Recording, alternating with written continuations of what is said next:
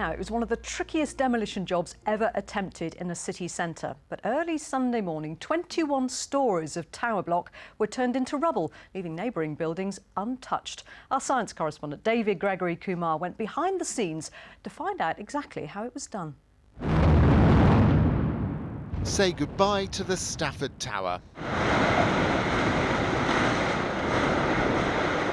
11,000 tonnes of defunct student accommodation on the Aston University campus in central Birmingham.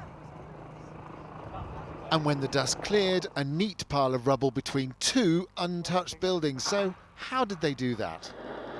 Well, last week we went inside the Stafford Tower to see how they were going to blow up a 21-storey tower block without damaging the brand new buildings just a few metres away.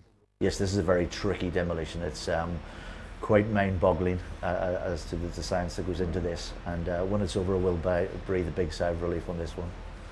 Since September they've taken out the asbestos, moved services like water and power and pre-weakened the tower itself. Windows are covered to contain flying debris, so the wiring up of the explosives takes place in the dark. This is the first floor of Stafford Tower, and this is part of the charging system.